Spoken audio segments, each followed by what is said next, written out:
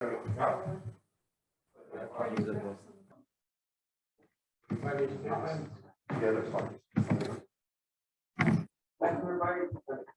you? Nice to see you. And one is in Saree, or it might be some of our sacred templeware that is perhaps people know about a little. I'm not sure. I've got a video that Sidra's going to help me find in a minute. We know that Adam and Eve were given garments in the Garden of Eden after the fall to protect their spirituality. Hello everyone. Assalamu alaikum. Walaikum assalam. Munawwar, how are you? Alhamdulillah, I'm good. And everything is very good. Good. Thank you for coming. Voice and view is good. You look very good. Oh, good. And, yes. so and you haven't commented on why I'm looking the way I am. Nobody commented you on. look very good, my dear. Yes. Aisha's on here as well. Assalamu alaikum, Aisha. Assalamu alaikum. Walaikum Walaikum assalam. assalam. How are you? Assalamu alaikum. Walaikum assalam. How are you? Alhamdulillah. Alhamdulillah. So good evening, everyone. My name is Tariq Mahmood. I am the Vice Chair of Havering Interfaith Forum. Thank you all for attending, and a special thank you to our speakers who've done presentation for your preparation and the time for the audience to be here. And a special thanks to Linda Kane for the preparation and offering us the venue today, and Sidra Naeem also for great preparation everybody's done. And welcome to our hybrid forum, Interfaith Forum, where we have both a live and a virtual audience and speakers. Today we're at the Church of Jesus Christ of Latter-day Saints. First, we're going to have a tour of this place. Then we will be hearing 5 different faith perspectives on crucial clothing in our creed. Then we will be eating and sharing food before the questions and answer session at the end. So should we begin with the tour? What I'm going to do now is we're going to give you a tour, and Linda, you're going to give us the tour, yes? So we're starting off with our 30-minute tour, okay? Okay, the gentlemen that are going to give the tour are 2 young men that are on a 2-year voluntary unpaid mission for our church, and I'm just going to introduce themselves briefly before we have the tour of the chapel. Okay, exciting. So my name is Elder Paul, and I'm from Sweden, and I am 20 years old, and I have been on we call this a mission, when we have these badges, and we talk about Jesus Christ all day. And I've done this for 6 months now, so I have a year and a half left. And I'm Elder Nabulak. I'm from Chicago. I'm 21, and I've been on my mission for about a week, so I've still got a ways to go. So, yeah. All right. yeah, Exciting times. indeed, Yes, indeed. absolutely. So we this is where we meet on Sundays. So at 10 a.m. We meet here, and we have some people sitting here on the pews, and we have some people sitting here up here. And what is interesting is that we alternate who is given talks and things, and we call the first. So basically, church goes for 2 hours, and we the first hour we are in this room, and we people from the congregation are asked to give talks. And so, for example, last Sunday, both actually us two, we gave talks, but Linda may give some talks, and some other members may do that too. And so we alternate, and sometimes kids come up here and give talks and say what they believe in and how, kids stuff, what they know. And This is also a part of the first hour here in church. And this is called the Sacraments. And I know that another Christian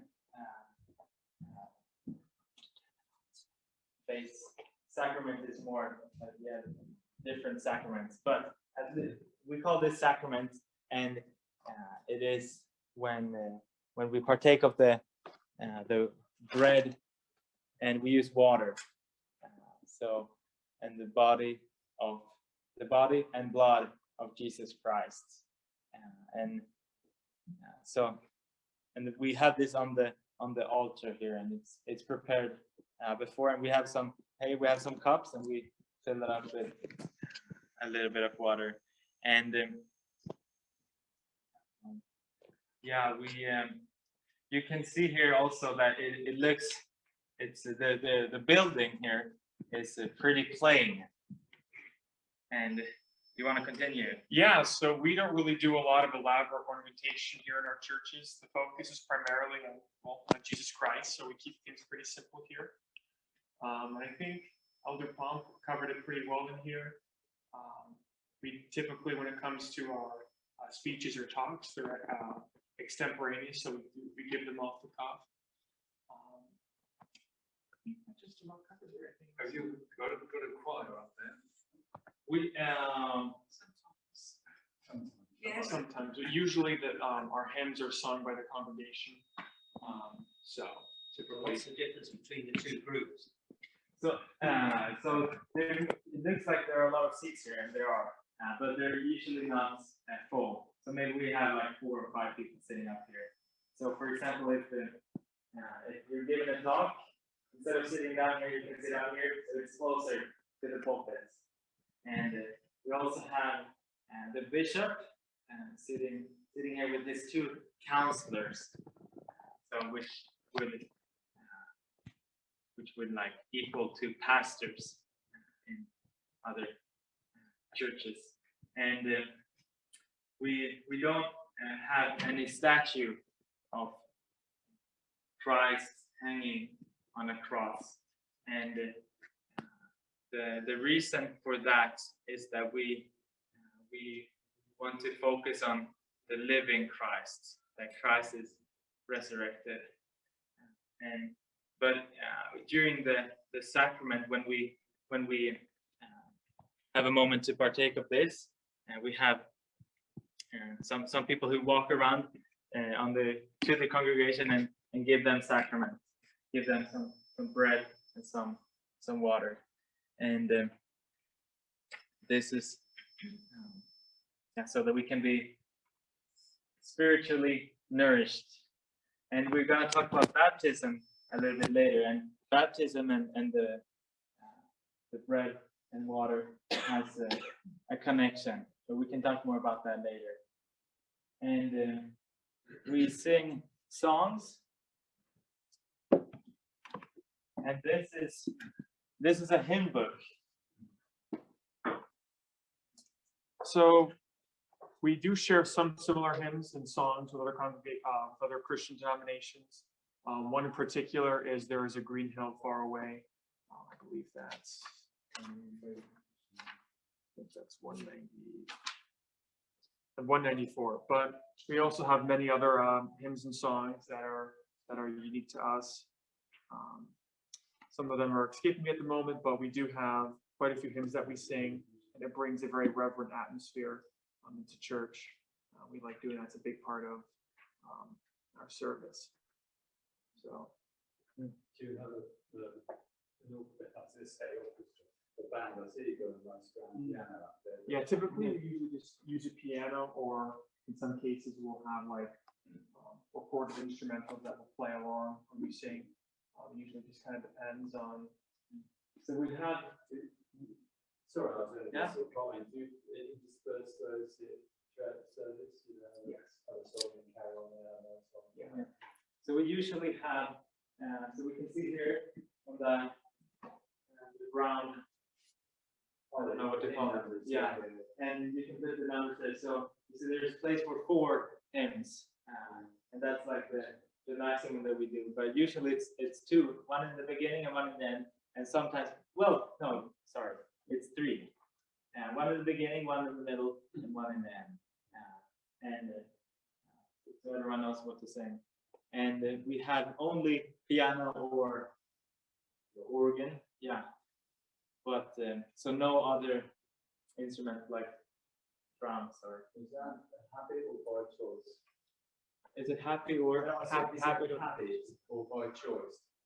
It is the same in every. Yeah, I think, Yeah. I think it's by choice, but that's a good question. I'm actually not really sure.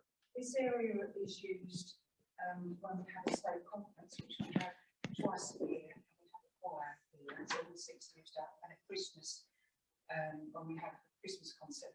I say that, but of course, it's we've had COVID restrictions, so that's why our missionary said, you know, we don't always have it. We don't get out to have a choir. Yeah. Do you want to move on to? Yeah, so we can go into here, and we can leave it actually. Yeah, that'd be fine. So follow us, come this way.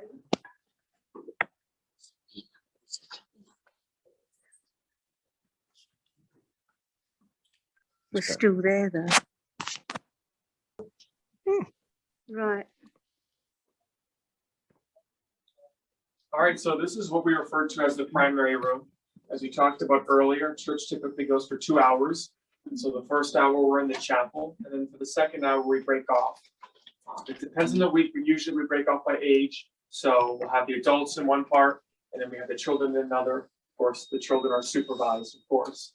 And so this is where the children go, and they're taught lessons, and they play games in here, and they're supervised by some of the members from the congregation. I mean, it's been a little while since I've qualified to be in here, but as you can see, they color and they read scriptures, and they have a lot of fun. And there's some more rooms. I mean, there's not really a lot to talk about here other than that. The kids go here for when they're typically from ages 3 to 11, I believe. And then the older you get, you go to different parts of the building for your second hour classes. And if you can follow us, we can. Unless you guys have any other questions about this room before we continue. I noticed you got dividers. Do you break it into sections or? Yeah, we can do. So for example, if we have kids and then maybe the 11 years old, they don't want to hang out with the 3 years old. So we make different rooms sometimes so that we can be, so the teachings can be adjusted to the needs of the kids. Okay. So if we actually go out that door, I think there's some more rooms for some of the older. We'll follow you. Yeah.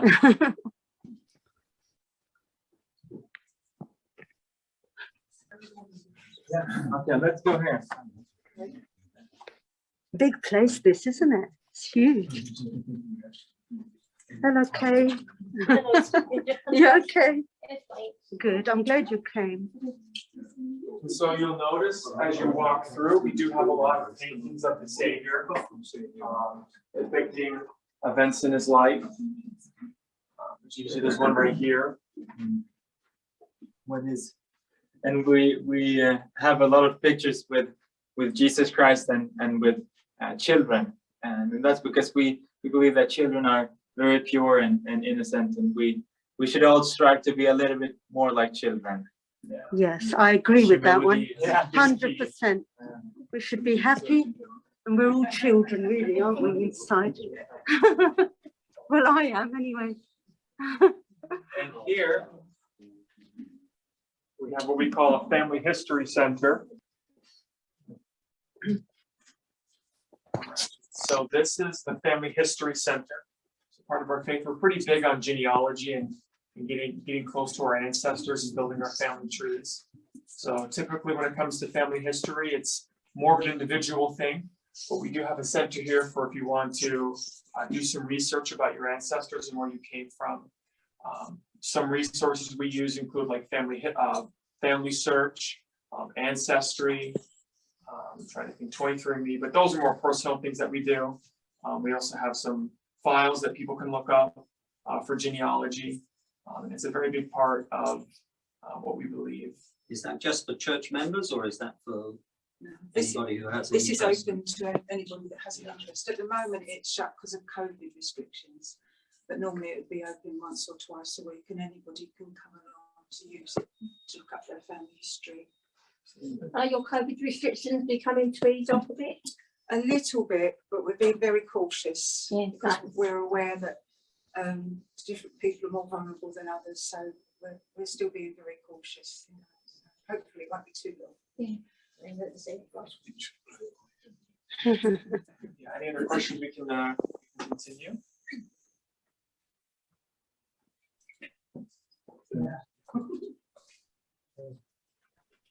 Okay, so this board is just an example of some of the missionaries that have served in the Romford area since this building was built in 1965. And I've just pointed out my daughter here, Kirsty Kane. wow. We served a mission in Canada, in Toronto, Canada, from 2008 to 2009. 18 months the girls serve in a mission for. I just noticed a Muslim surname there. Yes. Siddiqui. Yeah, people from all different cultures and parts of the world have joined our church from all sorts of like this, Chima, Africa. Amrit Singh here. Look, Latvia, where are you? Amrit Singh. Yeah. Proper interfaith, this is. Yeah, you'll find lots of those. Yeah. Yep. Okay. Yeah, let's go into that room. I think take the first right there. Oh, this is the best room. You look at what goes on in here, you're doing all right.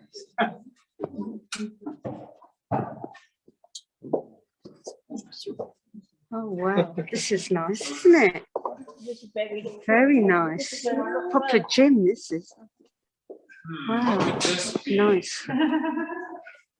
And there's a stage as well for shows. We could all have a game while we're here. We'll cancel the interfaith, shall we? So this is what we call the cultural hall, and we like to use our building or the property to its fullest, and so that we can build better relationship to each other and everything. So we play football here. We will play tomorrow at 6:30 if anyone wants to come, and we also have a stage if we want to. Someone wants to. Yeah, Linda, do you want to explain why we have a stage? Oh, okay. Yes, sometimes we have talent shows and other things like that we might put on. It's been very restricted since the COVID outbreak, but those are the sort of things that we would do. We would also get together at our stake conference that we talked about that's coming up. I think that's in May. And this stake is kind of like a diocese, if you know what I mean. We are ward, and that's kind of like a parish. And the Romford stake consists of places, churches in Basildon, Ilford, Southend, and Basildon. Grace, sorry, I've repeated Basildon and Grace. So we will all meet together, and these concertina kind of separating thing will be opened up, and all these chairs will become right through to the chapel, and it'll be full up for the conference. So it's great opportunities to get together. So we use it for weddings and receptions, funerals and wakes and all sorts of things, baby blessings and everything. So yeah, this is the fun bit. Sorry? I think 500. Yeah. okay. I think we can move on to the last part of this tour, which is here.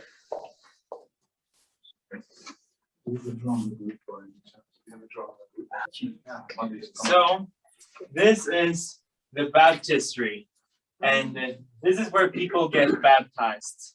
And we fill this up with water, so that, yeah, and this is how it looks like when someone gets baptized. Everyone comes here and they look at very closely. And sometimes the kids get to sit on the floor so that everyone can fit. And you can look in the mirror also, stand in the back and see. Oh, yeah. And this is how it looks like when someone gets baptized. Do you shock them with cold water or warm water? It is. You can choose. You can choose. Yeah. Yeah. Total. Yeah. Oh yeah. That's like so deep, isn't it? Yeah, it goes up to here maybe. Okay. So it's not. Yeah. I don't know if it looks very much. Yes, it does look deep. Yeah. Yeah. It's probably up here. And then do they duck right under the water? Yeah, totally much. Yeah. Exactly. So like down like this, and then up again after a quick second. Yes. And Not too long. What age do you baptize them? from the age of 8 and upwards. Yeah.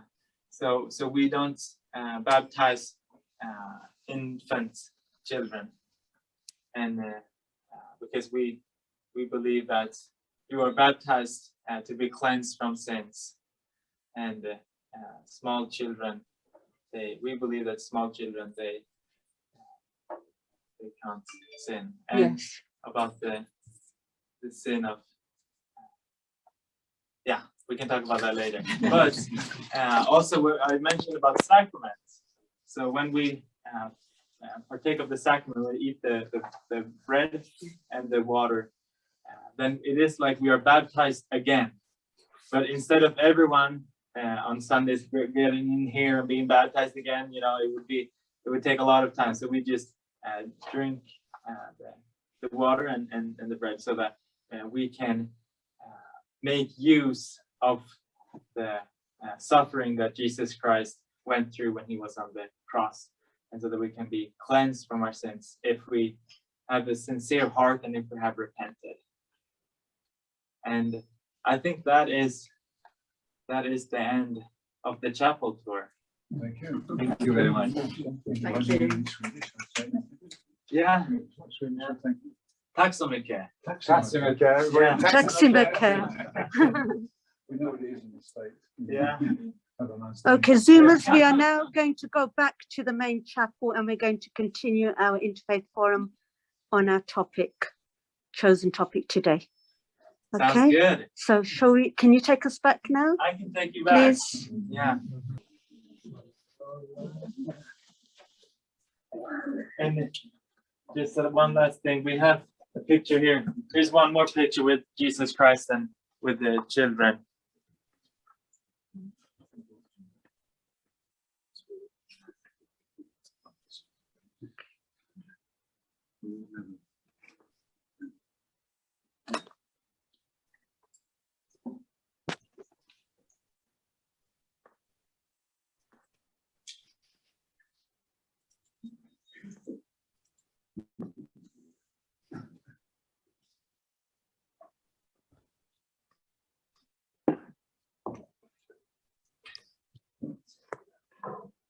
Thank you very much for the tour. Very interesting, very nice and informative.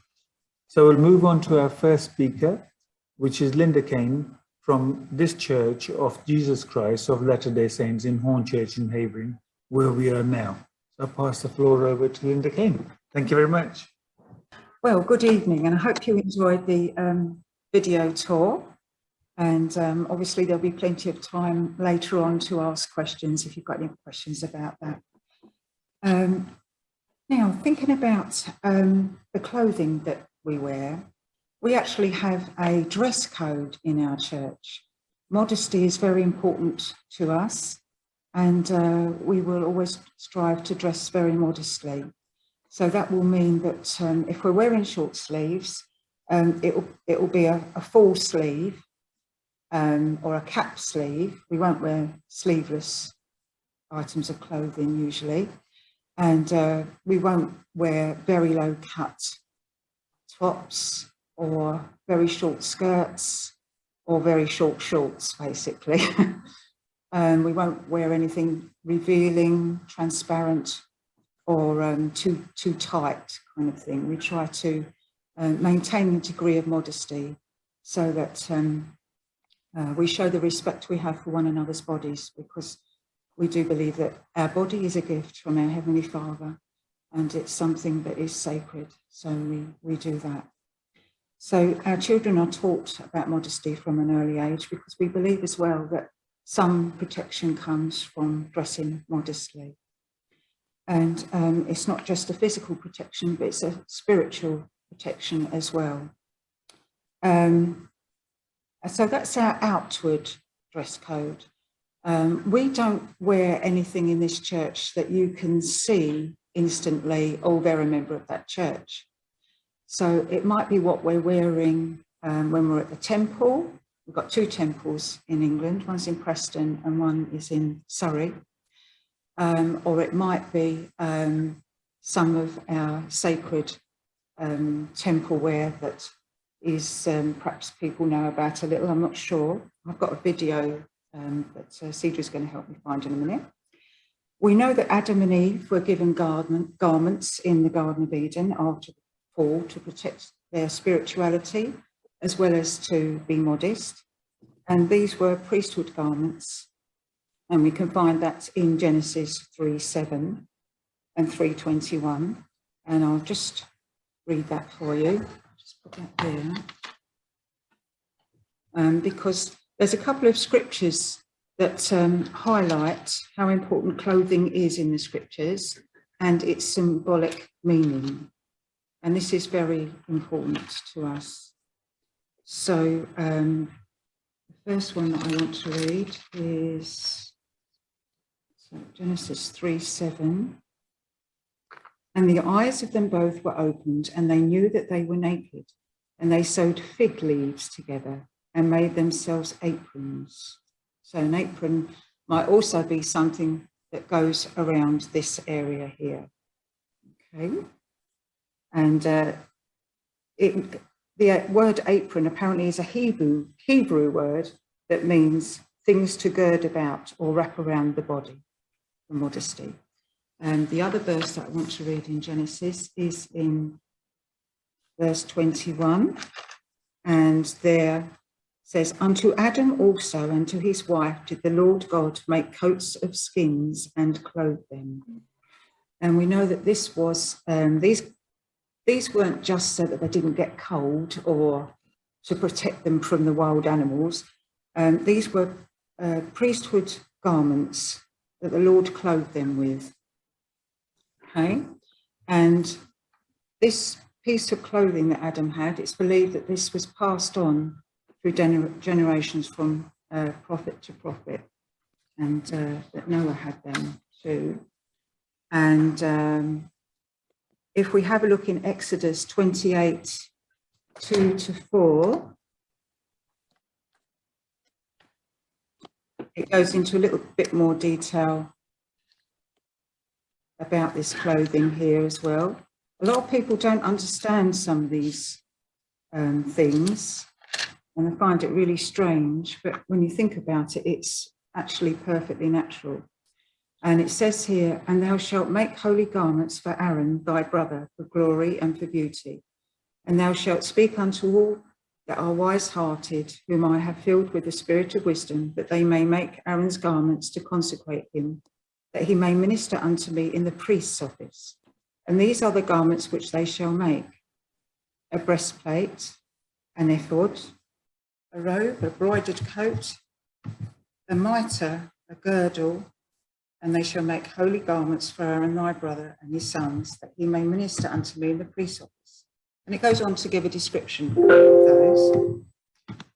Now, this is where most Christian religions, if there's a bishop or a priest, you notice the word mitre. A lot of bishops in Christian religions wear particular shaped hats that are known as mitres. And this is where a lot of Christian priests will get, this is where this originated, that they would wear embroidered robes and things like this to officiate in their church meetings and sacrament meetings that they have. And likewise, we have something similar when we are in the temple. Another scripture I wanted to read was Leviticus 6:10.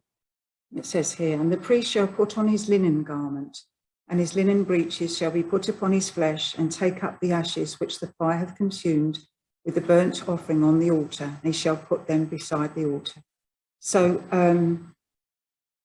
before the Saviour came to the earth, the Mosaic priesthood wore these linen garments, linen breeches, and here it talks about ashes. They obviously were sacrificing then, and there's lots of sacrifices that you can read about in the Old Testament there. And there's other ones I could carry on reading, but once you start reading the Old Testament and the New Testament, and you realise that there's things about garments and about priesthood apparel in there, veils as well, and it's to represent modesty and all symbolic of purity. In our temples, we wear white to symbolise purity, because you have to keep the commandments to be able to go to the temple. That's about it at the moment, I think, really. All garments have a symbolic nature that make them very precious to everyone that wears them.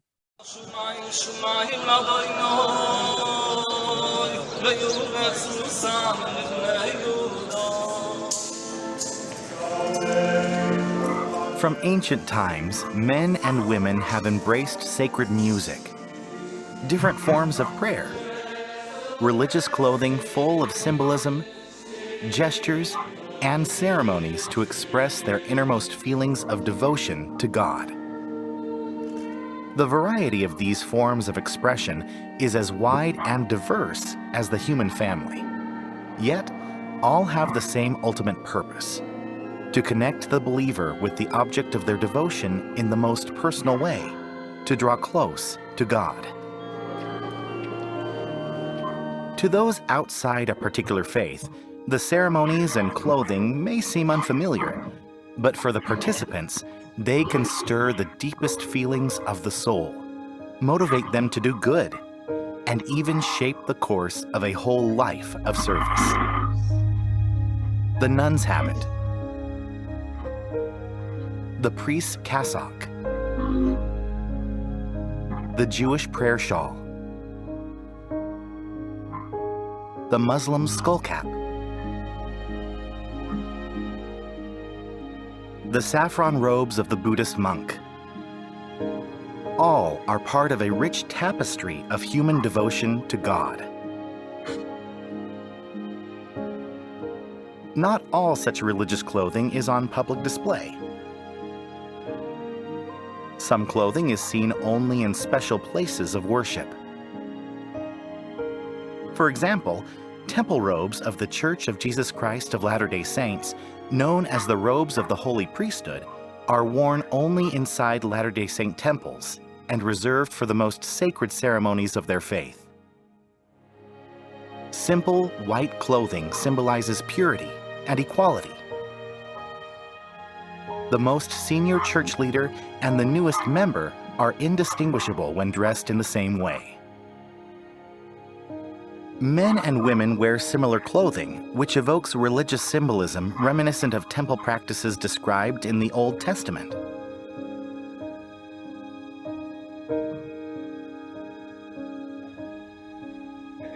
In the Church of Jesus Christ of Latter-day Saints, there is no special outer religious clothing in regular Sunday worship services. However, many faithful Latter-day Saints wear a garment under their clothing that has deep religious significance. This modest underclothing comes in two pieces and is usually referred to as the temple garment.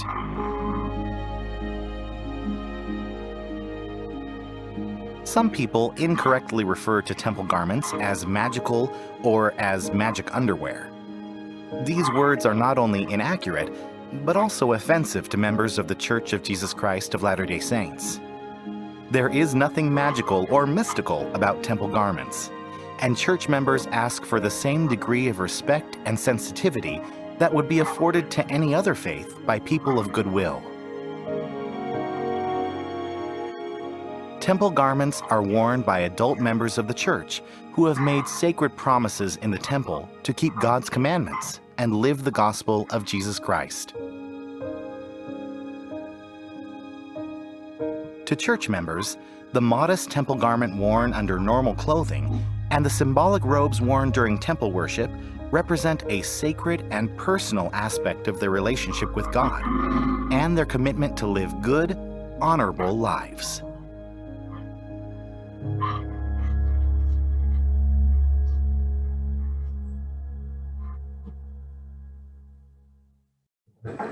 Thank you very much, Linda, for giving us details about clothing of significance in the Christian faith. The second speaker is Sidra Naeem.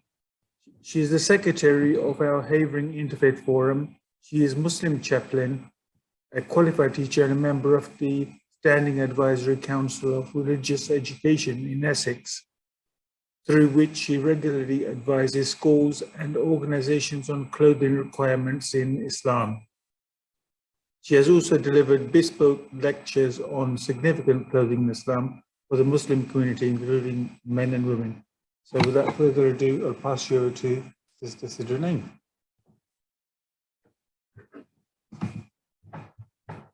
Thank you very much for the introduction. Some of you might be shocked today to see me dressed like this, but there's a very big reason, because I am dressed like a traditional Muslim woman would be.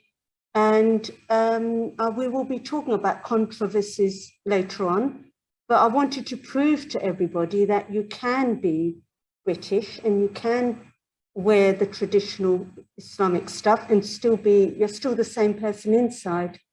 And I cracked jokes and everything earlier on, so, you know, but anyway, so I've got a PowerPoint to share. Okay, right, let's start now. So I am going to be covering the Muslim perspective on crucial clothing in our creed. And right before the beginning of time, we believe that Adam and Eve both were given guidelines on covering themselves. So then they both ate of that tree, and so their private parts appeared to them. And it was right from that minute then that they became aware that they were naked, and then they began to stick on themselves the leaves from paradise for their covering. O children of Adam, it says in the Quran, let not Satan tempt you as he removed your parents from paradise, stripping them of their clothing to show them their private parts. And then, O children of Adam, indeed, we have sent down to you a garment which covers your shame and provides protection as well and adornment. All three things are mentioned in the Quran, what clothing actually provides us. Then after Adam and Eve, if we go to our tree, our genealogy tree, and we go to Judaism, I'm not going to nick your talk, Lee. I'm just going to very quickly just mention that even within Judaism, for example, we believe anyway that the same clothing requirements were there, as you can see in the picture. We will leave that up to Lee actually to talk about Judaism. Then when we go to Christianity and we look at the way Greek Orthodox women may dress in a church, we've got an olden days nun there, Teresa, Mother Teresa. We've got the Mother Mary, the Virgin Mary, if you look at her as well. And also some Catholic nuns as well, or Greek Orthodox nuns. They're also dressed very similar to Muslim women, very, very similar. So then when we look at Islam, by the time Islam came, believe it or not, things had started to go wrong. So the people in Arabia, the women were dressed awful.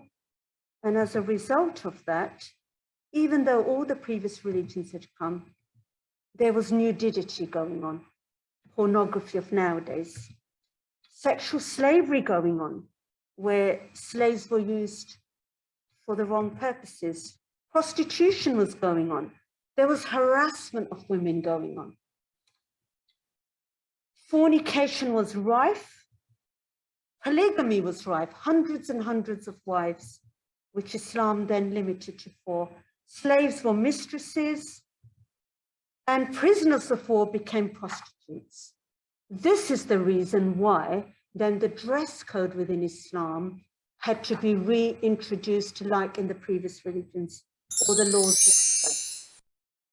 God then refreshed all the laws from before, and modesty resulting in preserving honor and morals in society were introduced, and respect, honor, dignity to women through clothing was reintroduced. And I say reintroduced because it was already there in the previous religions. So basically, we ended up with one of the rights which Muslim women had was privacy and chastity.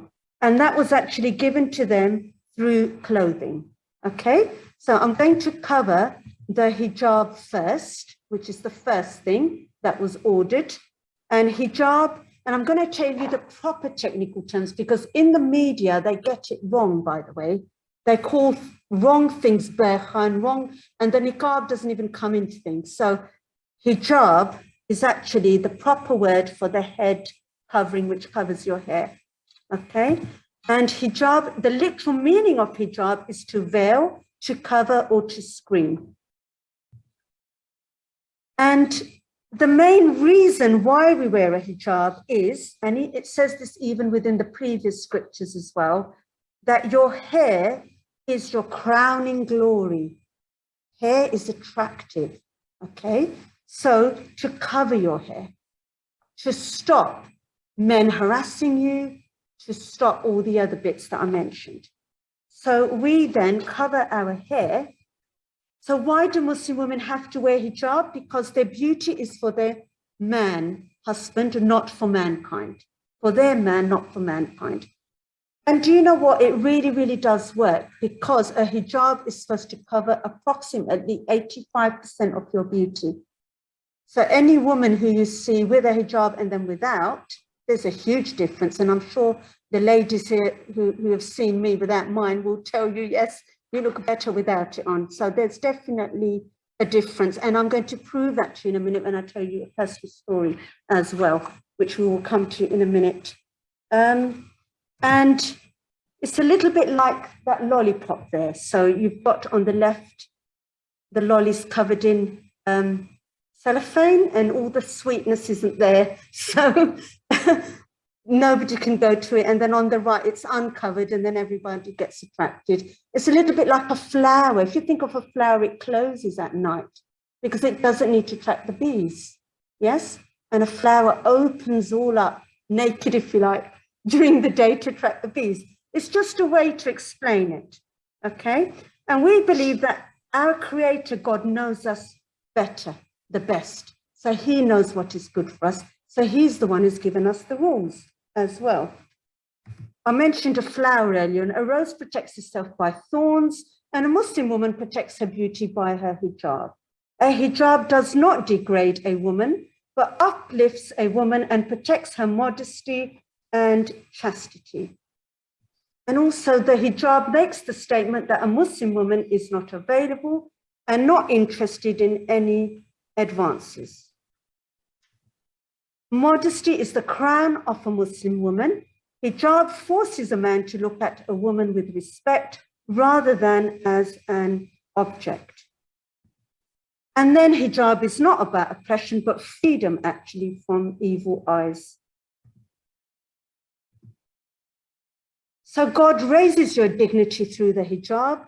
When a strange man looks at you, he respects you because he sees that you respect yourself. It's a little bit like a nun. When you see a nun, you automatically respect her, and a man would definitely not dream of chatting up a nun because it's the aura, the overall aura you give that's a holy person. And in Islam, we dress like nuns outside as well, not just confined to a mosque. The reason is that Islam is actually a way of life. So our religion is a way of life. So whatever we would do in a mosque, we do everywhere, wherever we go. And that is the reason. Now, I told you that I was going to tell you a personal story, which I'm going to talk to you about now, which is a story about when I didn't wear a hijab and when I did, the difference. And I actually came on BBC to make a program. It was a 1 hour long program, but I've only sort of snapshotted a little bit there. Okay, so if we can all look at the screen and I will play that. It brings the right kind of attention. So basically, straight away, there's a barrier between men and women, and men know straight away she's not the kind of girl I can flirt about with. I can't chat her up. It's a little bit like nuns. When someone enters a church and a nun, a Catholic nun, is fully covered, you wouldn't dream of going and chatting her up, because straight away the dress code puts a barrier between the two genders. So it's the right kind of attention. And what's really interesting is before I covered, I remember a meat shop that I used to go to, and the man used to always try and chat me up and try and touch me, actually, try to touch my hand. And then when I started to cover, I went to the same meat shop and he didn't recognise me. And all of a sudden it was sister this and sister that. The amount of respect I got. And inside I laughed because I knew it was the same man, but he didn't recognise me. I thought, what a difference. What a difference. Me dressed differently, hair out and everything, and the way he used to talk to me. And now all of a sudden he calls me sister. So does that actually make you feel better as a person? Yes, as a definitely. woman, by being covered up, with your beauty being covered? Yes, and more respected, definitely more respected. The majority of the time when we're at home, we're not wearing all of this. So yes, we look after ourselves really well. We wear makeup at home and hair styling and all the rest, everything. Sometimes we have all female parties where we can dress how we please, and there's actually competition between all the women with hairstyles and clothes and jewellery. All of that happens, but beauty is not there to show off to everybody. If you think of like diamonds, you don't just display them out for any old thief to come and take. You wrap them up in a soft cloth and they go inside a little jewellery box. And that's the case with all precious things. If you look at oysters, you open the oyster and the pearl is inside.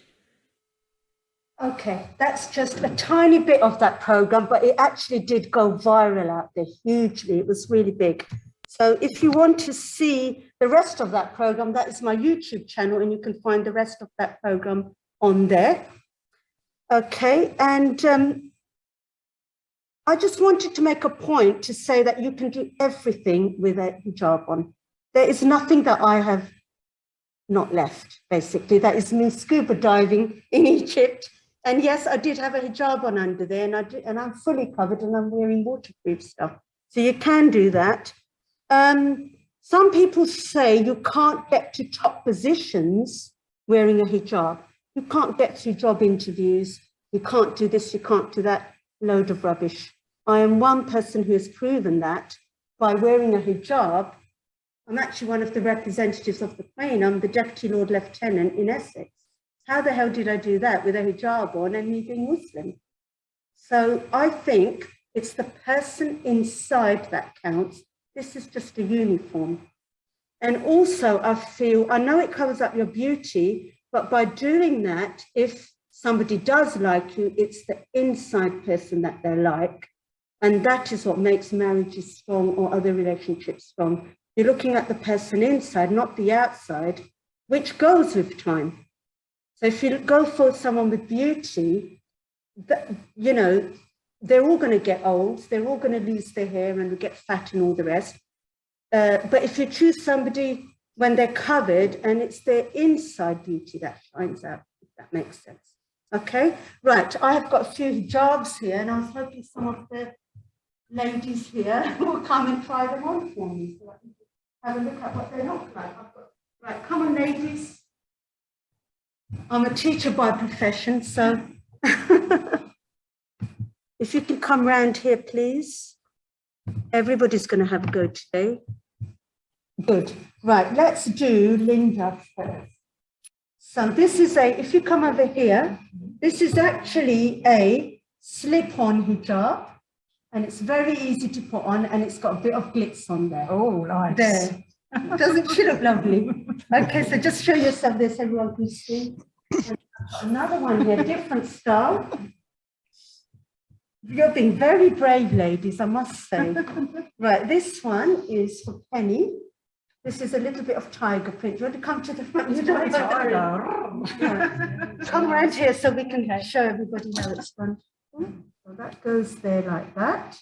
And it's got a great big long piece, okay, which wraps round like that. There. Wow. Do I have to tuck my hair in? No, you don't need to. Right, come on, one more lady. We've got Turkish hat here. Come on.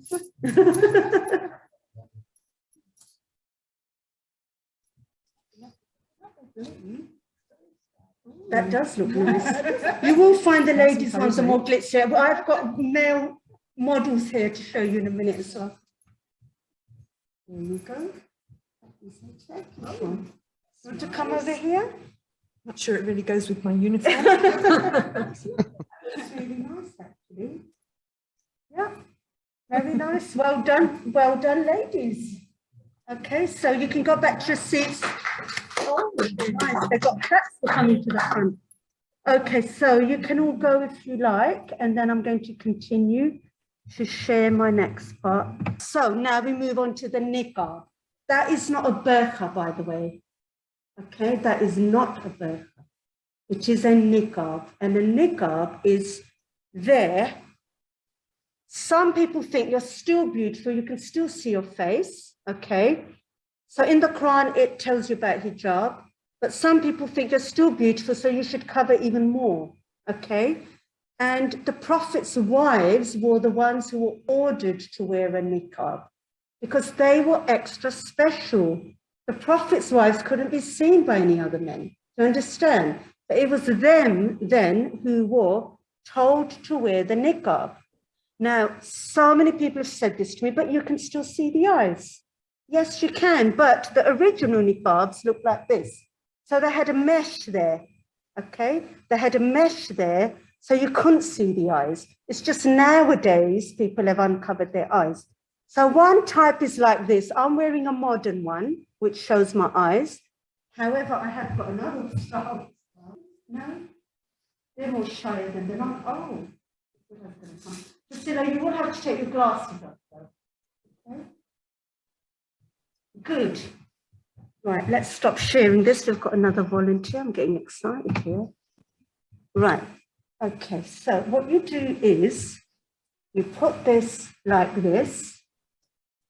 Okay, completely she's covered. And then you lift this up and you lift the bit that should come under your eyes like that. Okay, see, that's a proper one. Okay, now if you were even more stricter, you would have a mesh there. There. Okay, can you see her?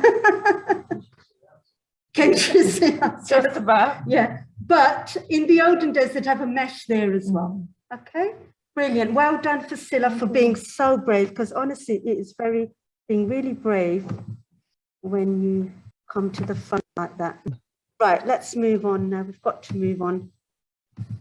Right, then comes the rest of the attire, which is the rest of your body. There is no point in wearing a niqab and then having a miniskirt on, is there? It doesn't go. So with that comes the rest of the attire. And I am wearing one today. It is called an abaya, and it's loose. Black is the usual color for practicing ladies because it's the most blandest color. It's loose and it's long and it covers completely full up. Okay? And that, with the niqab and the hijab, all together is the burqa. Everything, the whole thing. The burqa is not the niqab. Okay? Okay, so that is a burqa, okay, fully covered, and that is actually a king and his wife in Vienna, within Europe. So in the olden days, they did used to dress like that. In 1916 in Vienna, Austria presented the king with his wife, which as the queen was entirely covered only by the fact that it's the queen and not to be looked by any man. But this practice was originally started by Muhammad 1400 years ago. on Allah's command to protect the dignity of women. Okay? And every Muslim woman is considered as a queen in Islam. Look at this one. Look, the queen's wearing a burqa, everyone. And the queen mother and the queen's grandmother especially. So if you look at the ages, as we're going down the ages, can you see the skirts getting shorter? So if you look at the grandmother, she's totally in black, the one in the middle. Then on the right is the queen mother, and then on the left is the queen. So it has always actually been there. Okay, now I'm going to show you a quick video. It's only a couple of seconds long, and it talks to you about the dress of Britain in the olden days. It's a BBC video again.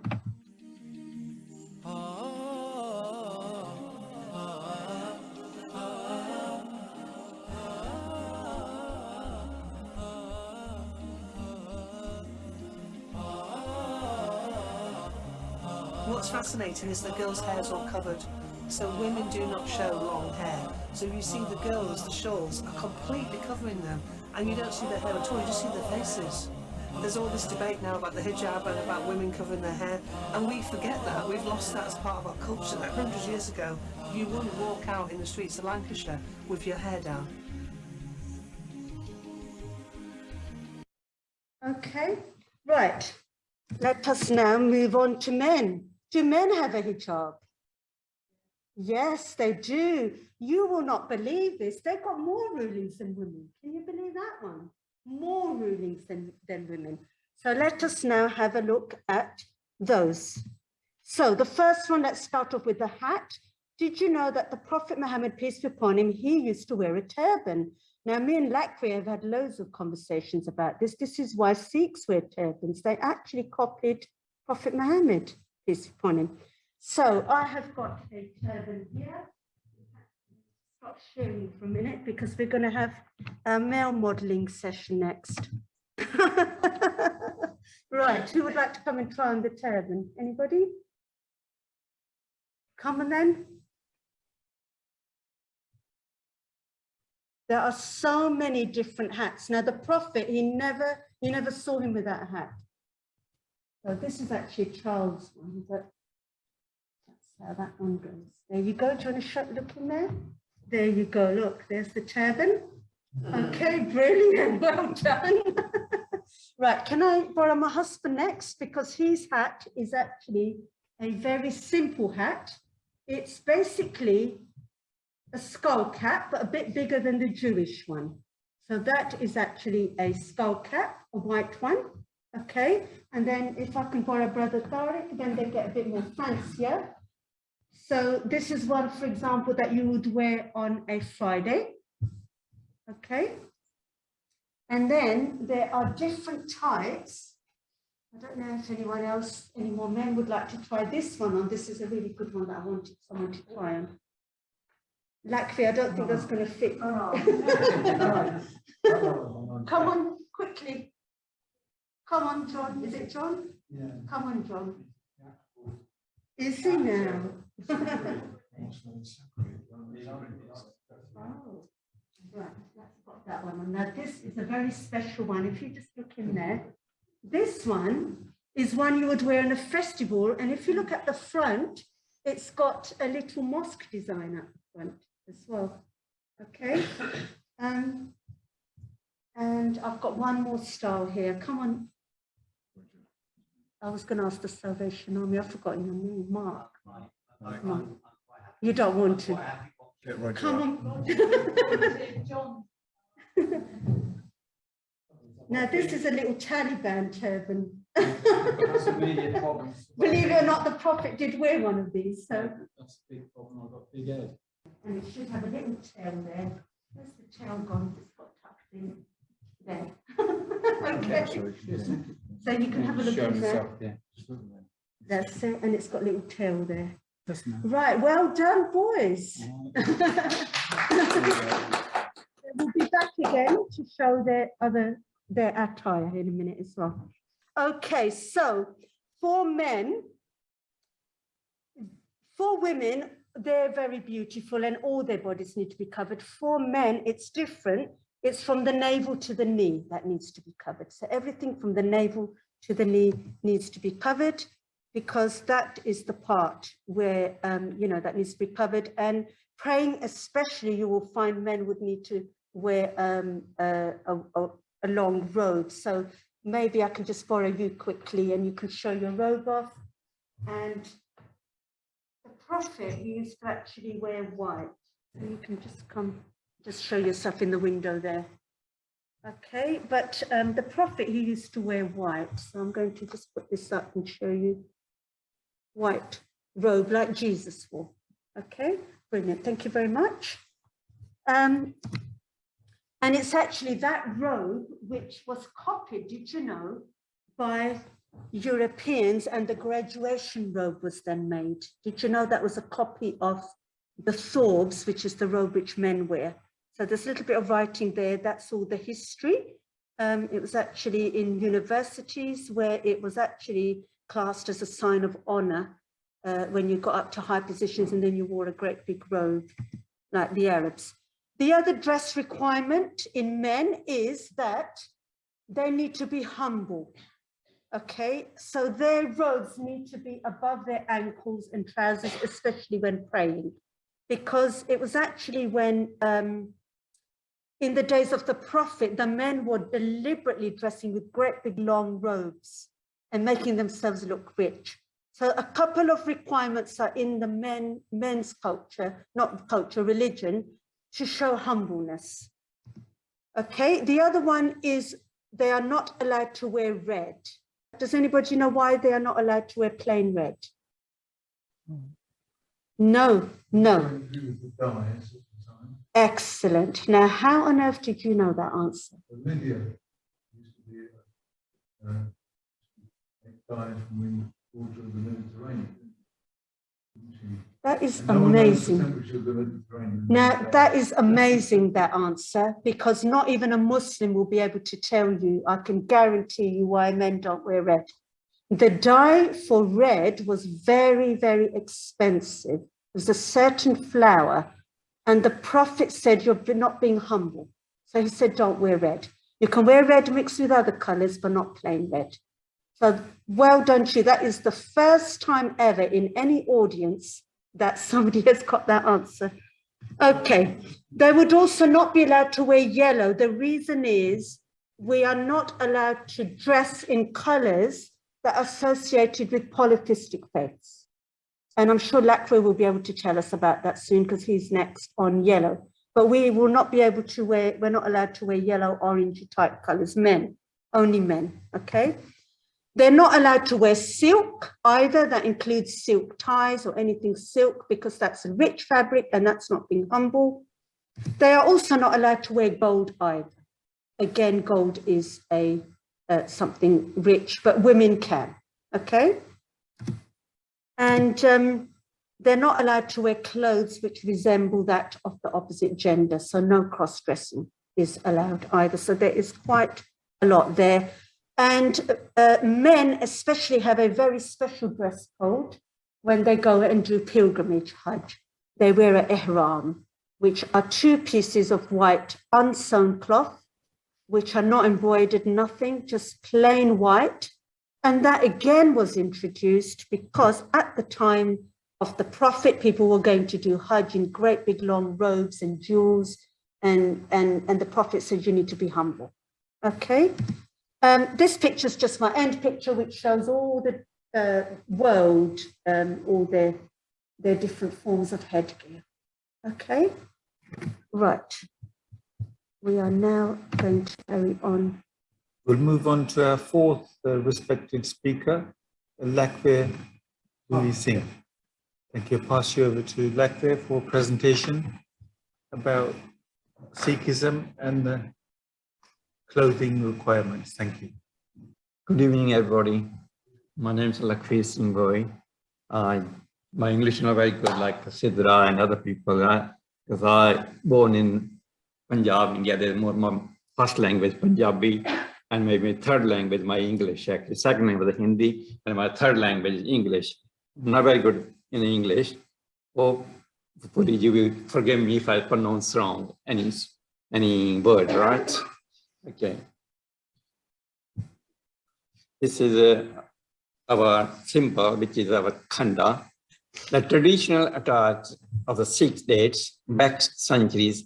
Sikh Guru Hargobind initiated the warrior tradition of wearing two swords, which are depicted in the khanda of the Sikh crest.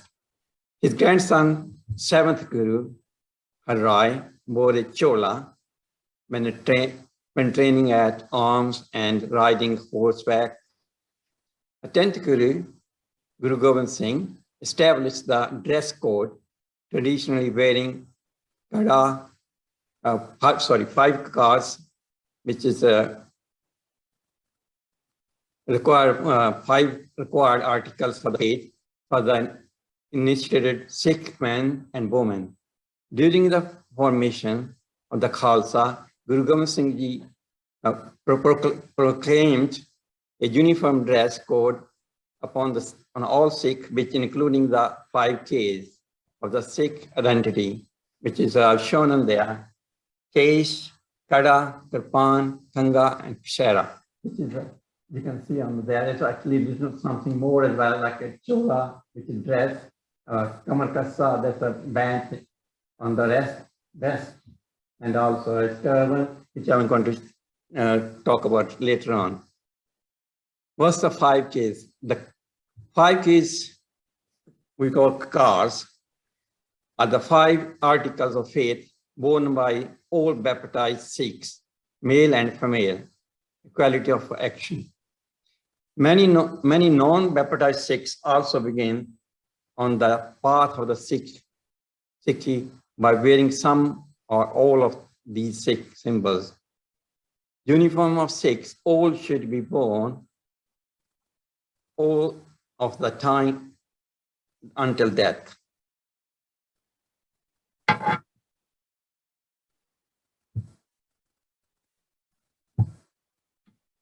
Okay.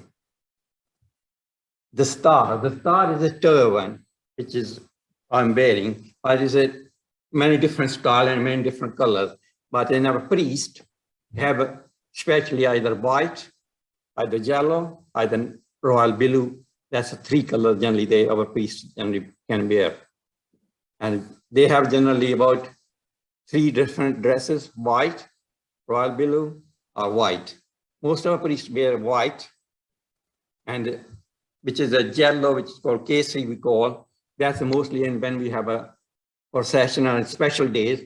When we have a Baisakhi, we call it, is more by 5 chosen one, which is Guru Gobind Singh have chosen 5 chosen one, which is we call Panj Pyare. And this is shown on there. Those when we have a celebration and Baisakhi, we have like these sort of people going in the front of the Guru Granth Sahib and carrying the Guru Granth Sahib on the lorry or something like that. It was decorated with the flowers and this and that, you know. And the star is a turban. The star is called in Punjabi, is the star in English called turban. This came from actually Persian language, which means thus they are. Thus they are mean the head of the god. The star is an item headwear associated with the Sikhism and an important part of Sikh culture. Among the Sikhs, the star is an article of the faith that represented equality, honor. The star is an important part of unique Sikh identity. The star, which you call turban, is a spiritual crown, which is a constant reminder to the Sikhs that they are sitting on the throne and conscious and are committed to living according to the Sikh principles. It is meant to be yellow, kesari, which yellow means kesari, we call kesari, white, or royal blue. The yellow turban are associated with revolution movement as well. Like when we have a freedom in 1947, I think most of people know about Sardar Bhagat Singh, and he was with Mahatma Gandhi as well, you know, and he also wore the yellow turban for this reason. Okay, Sikh chola, which is like that yellow thing. I've just shown maybe the other slide, later on, maybe had a slide. Sikh chola is like a big, as I told you, it's like either white, either yellow, either blue. It's a traditional dress worn by Sikhs. It is kind of dress, a robe, which has a wide flares, like a skirt type in the bottom, made with the panels to law, to freedom of movement. Sikh chola is also unique attire. It is meant to be yellow, which is kesari, white or royal blue, with the pockets. It's on the side pocket, like similar that. But we got like in the same like that. We got panels and they are separate, like becoming more like a skirt type on the bottom. It's not straight like this one. Upper one is like a more, and bottom is skirt. It's more wider.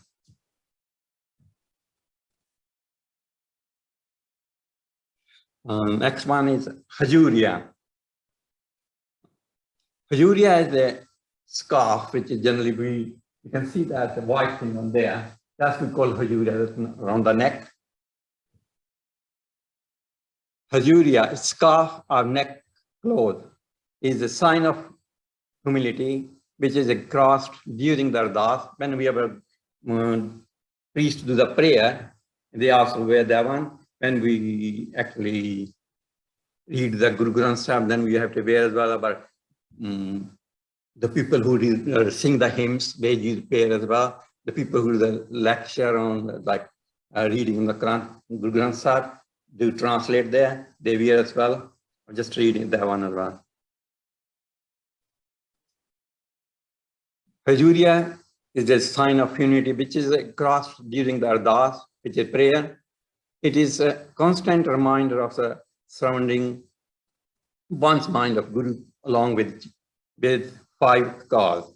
It is meant to be a white, royal blue, navy, yellow with kesari. It's generally about 2 to 2.5 meter long, and about wide about 7 centimeter to 90 centimeter, approximately. It is worn by Ragis, Katha performer on the stage, Gurudwara programs. It is also worn by men and women while reading the Guru Granth Sahib. Okay, next come is Kamar Cuts. We have to go back. The Kamar Cuts, which is that one, near the sword, the one on the waist.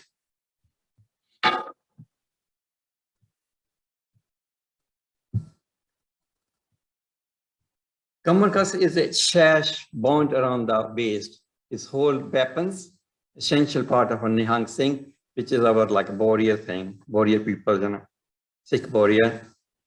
It is also called a Kamarban. In Punjab, we call Kamarban. We call Kamarban. Right? The waist is a Kamar. We call Kamarban as well in our language. Kamarban, belt-based sash or waistband. Kamar ka size is meant to be a yellow, kesari, white, or royal. It's with same 3 colors. Sometimes people, if you're wearing a white, and they wear the yellow-based one, Kamar ka size. If they're wearing yellow dress, then they wear a white one. They just contrast a little bit. Chera. I have to go back in the, because maybe you know all the 5 Ks, which is a Kada, Kanga, Kshara, Kirpan, and Kes. This is part of the uniform. Kshara is a simple high moral character of chastity. It's made of cotton, standard, naturally comfortable dignity, attire reflecting the modesty and control. A sign of soldier, ever ready, dignity, and highly mobile. Next. Okay, maybe you know about the case, which is a part of the 5 case. Maybe don't have to read that one. You already maybe know these ones. You know about the Kanga as well, which maybe we did it before as well. This and Kada, you maybe also Nakada as well. Already done before this presentation, which is part of our uniform, you know. They have to wear these 5 Ks with the uniform. And Kshara, which is undergarment, which is a very quite long one actually. It's not like a small underwear. Because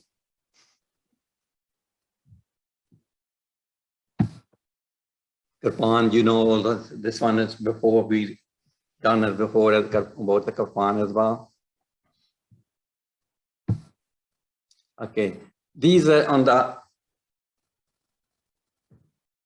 right hand side. This is when you baptize or have Amrit Pan, right? We call baptize or Amrit, but we call Amritari. Once you have Amrit, like have baptized, and mostly you have to, there's our lady who's reading the Guru Granth Sahib and go to the Gurdwara, they generally wear them. And then these are modest people, like these sort of dresses, salwar kameez, and these are the modest these people wearing, you know. They can, but when you go to the Gurdwara, you have to cover the head like these ones, this side here. You have to cover your head, and you don't show any of your body. Supposed to be long. If you English people sometimes come, we ask them to put a long skirt, don't show, and try to cover at least half sleeves, arms.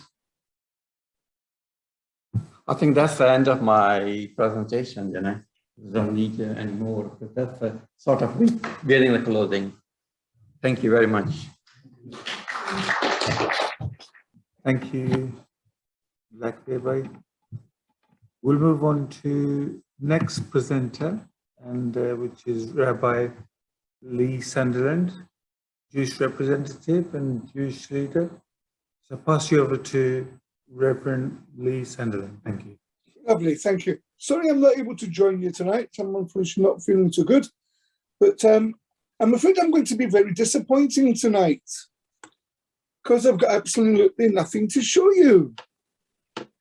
Because believe it or not, in Judaism, there is one item of clothes that we have to wear. All the other rules are what we're not allowed to wear. Okay, basically, as is quite typical with these evenings, I'm going to start with the first speakers began and just work my way through because we have so many similarities amongst our culture. And I say the word culture here because for Judaism, clothing by and large is culture and very, very little, if anything, to do with religion. So we begin at the supposed beginning with Adam and Eve. Adam and Eve are created naked. They don't know that they're naked until they eat from the forbidden fruit. Because up until then, they have supposedly not committed a sin. Therefore, their bodies have been absolutely pure. And to them, it was just natural. Once they had committed a sin, and they started to know the difference between right and wrong, and good and evil, then the body that was supposed to be the tool for serving God could also become the tool for committing sin. That was seen as a matter of embarrassment and therefore needed to be covered up. And it's at that point that God makes them clothes because they need them for the rest of their existence. And mankind, therefore, needs clothes for the rest of his existence. So the first and foremost rule in clothes is modesty. And believe it or not, the thing we need to cover up most is that part of the body with which we're going to commit the most sins. Now, if you ask me why we don't wear gloves, it's probably because it's not very practical. But actually, it would be a good question if you would ask it, because we would probably need to. So basically, we need to be covered from head to foot and as modestly as possible. So for men and women, we are supposed to wear clothes up to the neck, down to the ankles, down to the wrists, and not figure-hugging clothes either. Now, there is an additional part of this modesty code, and that is colour, because colours are seen as immodest. So where before Sidra asked you why we wouldn't wear red, and red was seen as a colour of opulence, in our faith, red is actually the symbol of the red light district. It's prostitution. Therefore, it's seen as an immoral colour, and therefore it should not be worn, certainly not by women. And men and women both have this idea not to wear very bright colours like red or yellow or orange, because they make you stand out. And the modest way to behave is to not stand out from the crowd.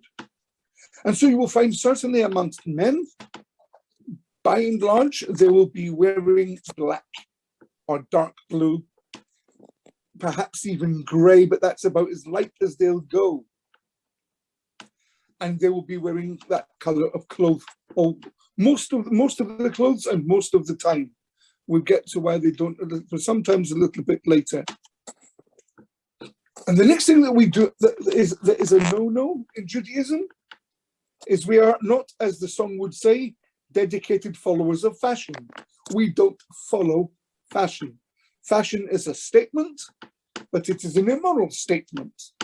And therefore we do not dress fashionably. In fact, you will find many, certainly amongst Orthodox men, will be dressed very conservatively. It will always be a jacket and trousers, shirt and tie. Nothing less than that will do. Of course, there are many people who do not follow that code, and so you'll see men and women in the street, you won't even know that they're Jewish, because we don't stick out at all. We just wear normal clothes like everybody else. Which brings me on to the things that you probably want me to talk about. And the first one is that we do have very distinctive clothes, which seem to be worn nowadays, and goes against everything that I have just said. Now, the origins of that is that there is a custom in our behavior that we should not change three things: our language, our names, and our clothes, because these are really the distinguishing badges of any culture. You can always tell a person's identity from their language and from their clothes and from their names.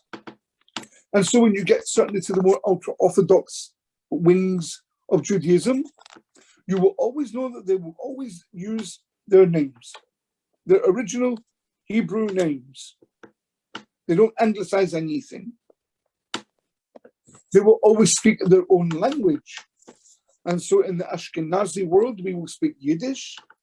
In the Sephardi world, they'll speak either Hebrew or Ladino, which is a Spanish equivalent of Yiddish. What Yiddish is to German, Ladino is to Spanish. They will also specifically wear their own distinctive clothes. Now, in the Hasidic world, that's Ashkenazi, Russia and Hungary and Poland and places like that, they still model themselves on mid-19th century noblemen. So the clothes that you see the Hasidim wear, the long coats, sometimes the shorter trousers and the long socks, and the wide black furry hats, or the excuse me, anybody who is more of a warrior about animal rights, the proper fur hats, They originate from mid-19th century Eastern Europe. And this is how the nobles used to dress in those days. And so if a noble can wear it, it's a symbol of distinction. And that's why these Jews from these places will wear clothes like that. To really contradict what Sidra said, on the weekdays they will wear wool because it's warm, but on the Sabbath and festivals and important occasions, they will wear silk. And silk is the kind of clothes that belongs in the realms of royalty. And if you're going to see the Queen, you dress up. So if you're going to see the King of Kings, you will certainly dress up. And so they will, instead of wearing wool, they will wear silk. These days they don't because nobody can afford it and they wear satin or acrylic, but it will look like silk. And that is why they will do it, because it is an item of distinction and they want to dress like royalty for important occasions. In the Sephardi world, they are more than likely to look like very well-off Arabs, because that is exactly where most of the Sephardim get their customs from the Middle East, from places like Syria and Iran and Iraq and Turkey, Egypt, Yemen. That's where the Sephardi Jews all originated from. And they will take on the custom of clothes like the people of those countries would have done. And so I want to present to you the most unusual, pure Jewish clothes I can. You need to imagine it because I don't actually own some of these things. I want you to imagine black pinstripe trousers. I want you to imagine an undertaker. Imagine an undertaker. Black, grey and white pinstripe trousers, black waistcoat, black jacket or tails, and a silk black top hat. These are the distinguishing Jewish clothes of people who come from the Spanish and Portuguese tradition. And the reason for that is that the first Jews who came back into England 360 odd years ago came from Amsterdam, and they were the descendants of the Spanish and Portuguese Jews who fled from Spain and Portugal. And so when they came to this country, when in England, you dressed like an Englishman. And so for the Sabbath and the festivals, the Spanish and Portuguese Jews would dress like a proper Englishman. Pinstripe trousers, black waistcoat, black jackets, silk black top hats. None of your rubbish that you hire for weddings, silk black top hats. And if you go to the oldest synagogues in the country, and you go to the Spanish and Portuguese synagogues, that is exactly how you will see them dress. And if they're not dressed like that, they're not getting through the door. Because anything less is just not acceptable. And so you will have these people, when they speak, they're speaking Spanish or Portuguese. When they speak Hebrew, they're speaking it with a thick Spanish and Portuguese accent. When they speak English, one speaks English like an Englishman. And one looks like an absolutely posh Englishman. And so they're only doing what the Hasidim do, who would dress like noblemen of the 14th, 15th century in Eastern Europe. They're dressing like the good, typical Englishman. The code of dress is only to be distinguished by the darker colors, with one absolute exception, and that is a man's shirt. A man will always wear a white shirt. Now, the reason for this goes back to wealth. if we take you back to Middle England, the time of Shakespeare, the only people who could afford to wear white were wealthy, because they could afford to buy water that they didn't consume. It was the days when you only had a bath once a year on your birthday, because you had to buy your water. If you could afford to buy water to wash clothes in, you could wear white. Otherwise, it was for consuming and nothing else. And so again, to put on this aura of being important, of remembering that you are a servant of God, and therefore you need to be humble but aware of your self-worth, they will wear white shirts, but black clothes. This is the vast, vast majority of our clothes. It's all purely, simply custom and culture, nothing to do with the law. As remember when we spoke a few weeks ago, I think the last time we had a meeting, we spoke about symbols. And the first symbol I showed you was the skull cap. The skull cap even is only a matter of culture. It's not a matter of law. It's only to make us look different than everybody else. There's only one item of clothes which we have nowadays, which is anything to do with religion and law and is legally bound to wear, and that is tzitzis. It is a four-cornered garment with fringes on the end, which are wrapped and tied around. If anybody can see, I've got a little pair here. I won't be able to show you very much of one, but if anybody can see what this is all about, these are what the fringes actually look like. They are knots and strands, and between the four of them are on each corner of the garment. They're supposed to add up to 613, which is the number of commandments in the Bible. Not the number that we have to keep nowadays. I think we only have to keep about 120. Most of them are totally obsolete now. But these are purely a reminder of our obligations to God and to ourselves and to our neighbours. It's the only actual item of clothing that we have to wear. Anything else is pure custom and culture, to the exception of dressing with modesty. And that is modesty in size of clothes and modesty in colours of clothes. I haven't included women's headdress because, again, for us, that is not necessarily an item of clothing. There is actually a prevalent custom amongst Middle Eastern women to not wear a wig, because hair is hair, whether it's real or false. And some people's wigs, believe me, look an awful lot nicer than their own natural hair. So they actually defeat the purpose of trying to be modest by wearing beautiful wigs. And some of them actually cost an utter fortune. And so for the Middle Eastern women, they will wear something of an item of clothing on their hair. In the Ashkenazi world, they're quite happy to wear wigs.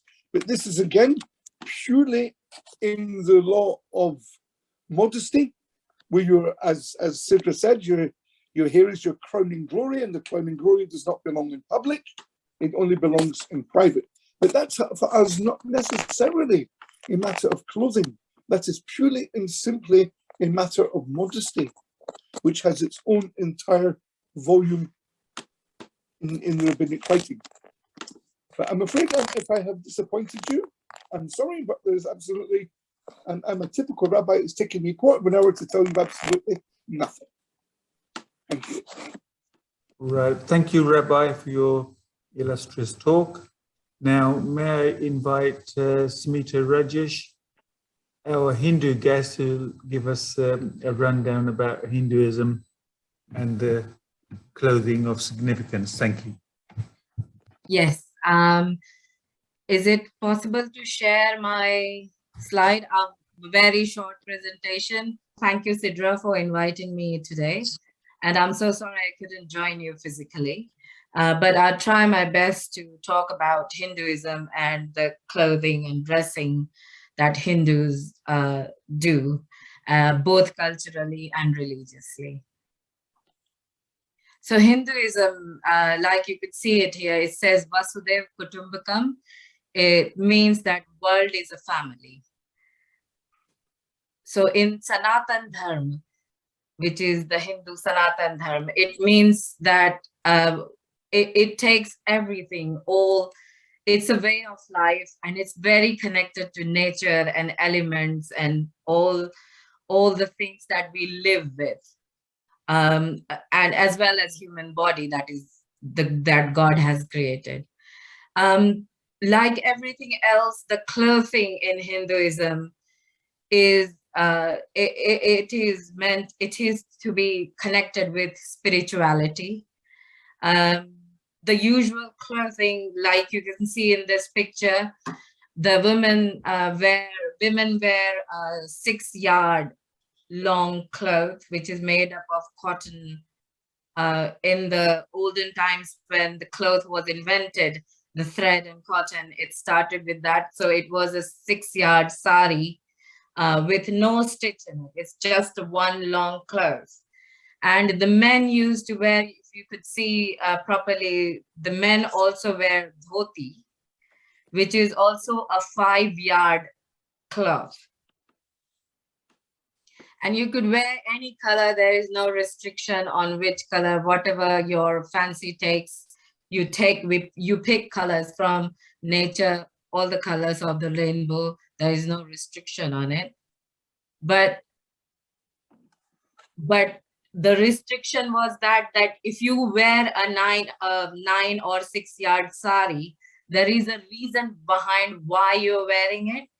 It is a cyclic, when you wear it, it is a cyclic motion that you put in when you are just taking the sari around you or the dhoti around you. It's a cyclic motion. And it is said that when this cyclic motion it creates a vibration around you, an aura around you, and it gives you the positive energy, and also it protects you from the negative energies. So clothing is not just to protect yourself from element, but also from protecting yourself from various negative energies and having the positive energy from your surrounding. And the cyclic motion of putting this a 9 or 6-yard sari around you or the dhoti around you gives you that. Both men and women used to wear at one point clothing without any stitches on them. And here are the pictures of men and women wearing sari and dhoti and kurta on top. In the olden times, men would not wear tops because usually it is the hot countries who follow Hinduism. So men wouldn't wear a top. They would just wear the dhotis that you could see. That is a 5-yard cloth they would wrap around themselves. And the woman will also not wear a top. They would just wrap the 6-yard sari around themselves. Some of the picture of men wearing dhotis and kurtas here. Now, I would also, this is another kind of dress that some women in Punjab side of India would wear. It is called salwar kameez. This is a different kind of dressing. The brides would wear bright red dress because in Hinduism, colors are very much associated with your feelings and various chakras in your body. I'm sure you would have heard of 7 chakras that are in our body.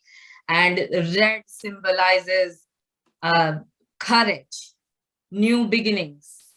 And it's also about Ma Durga. So it's Shakti, powerfulness. So women are, when they get married, they wear red to symbolize new beginning. And because they're leaving their own home and going to live with their husbands, living in a new home, it also symbolizes courage and And the whole this transition that a woman goes through, it just symbolizes the new beginning and new life. In some part of India, there are dresses called lehenga choli, which you can see it's a long skirt with a top and a chunni around it, the chunri, the dupatta around it. Men would wear, rich men would wear things like this that you can see here. Beautiful. The priest would wear again white and orange. Now there is, like I said, there is always all the colors in the rainbow. Hindus use it because Hindus love colors. And it is just part of the nature, being part of the nature. Orange symbolizes sunset and sunrise. I think Hindus are the only people who celebrate both the sunset and the sunrise because they believe that in both, during both, that you have to celebrate the light as well as the darkness. And before darkness, this orange color gives you, it is not just a color that priest would wear, it is also symbolizes sacrifice. And the priests are supposed to do sacrifice for the community, for the larger good, the bigger good. And that's why they wear orange, as well as white. You would find priests wearing white as well. White symbolizes purity and detachment. And those are the things a priest who is worshiping or doing the communal worship would wear. You would also notice that the priest has got an interesting head, the chandan on their heads. Now these are again, they are for opening your chakras. And here, if you put something like I have put a bindi here, it is to awaken your third eye. So if you put a red dot here, or if you put turmeric here, turmeric paste or saffron paste on your head, and you rub it while you are doing it, you are actually rubbing it slightly and marking it, something like highlighting it. So you're highlighting your third eye and you're awakening it. And while doing so, you increase your concentration, you increase your, your power of your energy, you increase your energy and make yourself more positive. So there are various connotations and symbolism when you put the head, the bindi on your head. And it is done both by women and men. When women usually put red dots on their head to symbolize if they are married. If they are unmarried, they would put black dot. And then I would talk about funeral as well. In Hinduism, when you go to a funeral, you wouldn't dress black, you would dress white.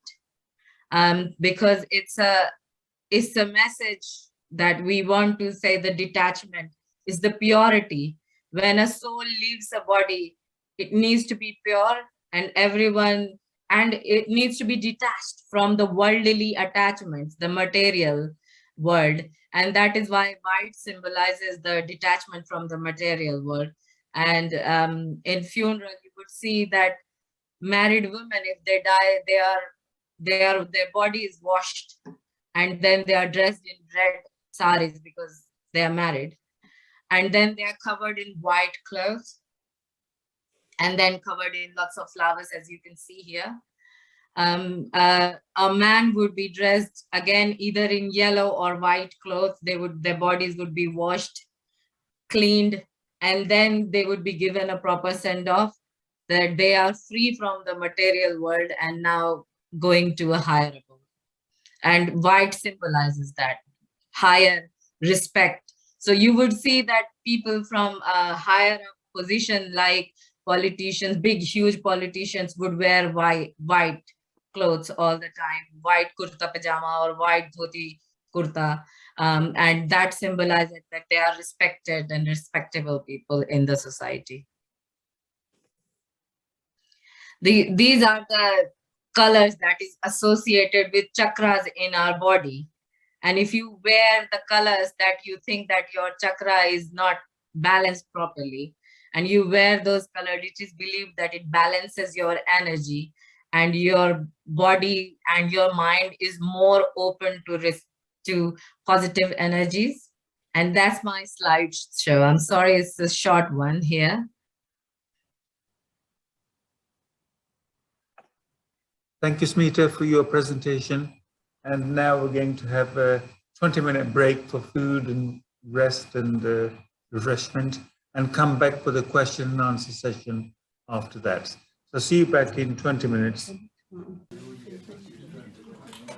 Loads of variety, actually.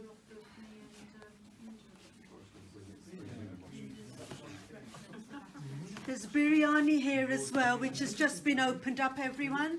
So what is biryani? Just tell me. That's biryani, vegetable rice with curry and stuff mixed in there.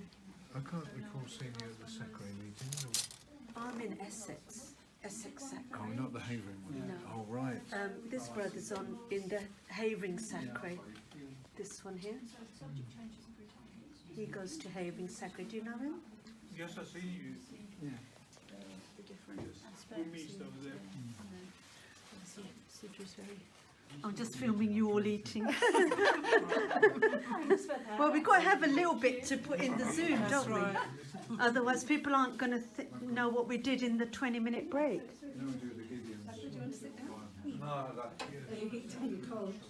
Lakria, having vegetarian biryani, and everything's vegetarian apart from those small stuff.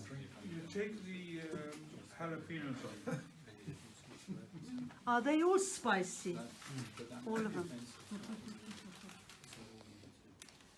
Right, we're back now, everybody, and we are about to start. Okay, so it's time to invite the questions from the floor to our speakers who are here. Yeah, I've got a question. Yes. I've got a question for Rabbi Lee. You know the tassels you spoke to us about, which you have to wear. And I just wondered, according to you, did Moses wear those? And if he didn't, then was it later on then that those came about within the Jewish community, the tassels? Okay. I think our belief is that actually Moses, when he went up Mount Sinai, didn't just bring down the 10 commandments, he brought down 613 commandments. And amongst them is the commandment to wear the tassels. So after he came down from Mount Sinai, he would have worn them. Yeah, I would have thought so. Okay, thank you, Rabbi. I have a question for Lakwe. Yeah. Lakwe, you mentioned that the kara is made of iron or steel, but it's just my observation that sometimes people have golden color, gold. Is that permissible in Sikh faith? Actually, it's if you are baptized, it shouldn't be a gold kara. Gold kara is just like a fashion thing, you know.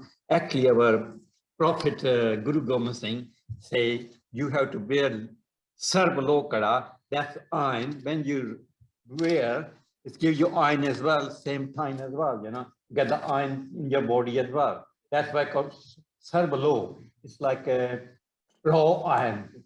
Yeah, because I'm wearing steel one because I should wear a pure sarb lo, which is raw iron. Yeah, okay. And that's most of our Sikh, they wear those ones, you know. And the gold one is just fashion. Okay.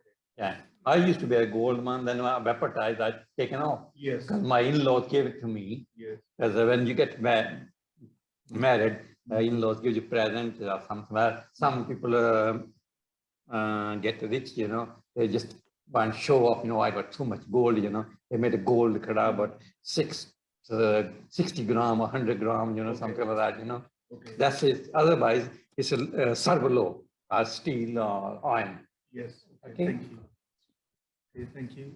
We have another question from one of our speakers.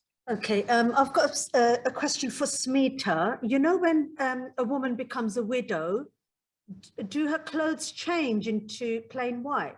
Yes. I wondered, and why Yeah. that is, and why that is. Again, the white symbolizes purity and detachment. So when a woman or a man becomes a widow or widower, they wear white to symbolize detachment from the material world because they've lost their partners. If they get remarried again, then they are again free to wear all the colors because colors are part of a Hindu life. But when they have been widowed, they wear lighter color and white to symbolize purity and detachment. Okay. There's another question from the floor from Latvia, one of our speakers, to Smita. Thank you. Hi, Shmita. I just want to know, I went once of a Hindu funeral. They shaved their head. Is that a tradition or something? It is both tradition and it's also a religious act because you sacrifice your hair during when especially the person who gives fire when when we are cremating. When you give fire, that person, but all the males in the family would shave off their head and sacrifice All the family members. all the family members, close family members, male family members would sacrifice their hair in the light of, just to show that it is the soul is moving to a different, world, from the material world to the higher abode.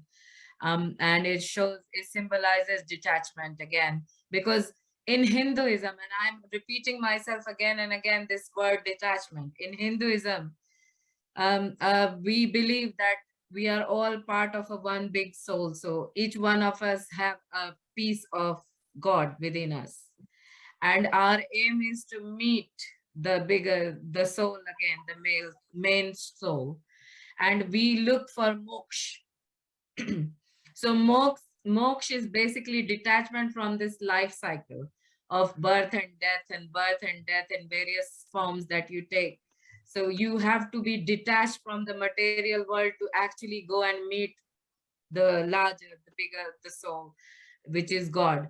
And the whole sacrifice of hair is also part of that. Thank you. We have a question in the audience. Yes, we have. For Linda. Question for Linda. You talked about women dressing modestly. What is the rule for men in your faith? Just really to dress modestly as well, really. Like at a picnic or something, we wouldn't expect to see them bare-chested or anything like that. And on the Sabbath day, on Sundays, they would normally wear a dark jacket and trousers, white shirt and a tie. But not everybody does. Some people might wear a slightly different colour shirt or something. But that's a kind of dress code for Sunday and meetings. And at church on the Sabbath as well, women and girls will mainly wear dresses or skirts, not short, but some people wear trousers, but it's not many. Okay, I've got a question for John Lester. Hello, John. I just wanted to ask, do you have any significant clothes in your faith? You mentioned about funerals to me when I spoke to you. Well, Baha'u'llah says we have a choice of what we wear and the way we cut our hair, but he says, be sure you do not become the playthings of the ignorant. So it's suggesting that we dress modestly and not outrageously in that. Yes, for the body in the funeral is to be wrapped in silk or cotton. it's supposed to be 5 layers, but Baha'u'llah says if people can't afford that, then 1 is enough. But it's cotton, and there's a special ring to be worn as well, which has comments about from God we came, to God we return. I can't remember exact wording, but that's roughly what it says. But that's about it. We don't have any other particular. We have no clergy, so there's no distinguishing clothes there. Abdul Baha always wore a Taj, is it? I just always wore whole headgear, and Baha'u'llah, I think. Well, I think it's called a Taj. No, there's no actually distinguishing clothing, and for men or women in that case. But we should dress modestly. Okay, thank you for your answer. We have one more question from the floor. From your presentation, the whole point of a Muslim woman's attire is to make herself as unattractive as possible, to deflect attention from herself. Is that correct? Yes, but I did mention other things as well, didn't I? So it was to make yourself humble. It's also to for worship purposes as well. It's so people can recognize you as a practicing person. It's a sign of modesty and chastity as well. Mentioned all of those things, as well as protection from, evil eyes and all the rest. Any questions at all? If you can pop your hands up, please, quickly. Yeah, John. The Bab, the follower of Baha'u'llah, wore a green turban to signify that he was a Sayyid, direct descendant of Muhammad. Yeah. Is that just Shia Islam, or is that in Sunni Islam as well? That's in all of Islam. Very good question. The Prophet Muhammad, peace be upon him, wore 2 colors in his turbans. The first one was black, which I showed you in the picture, and the other one is green.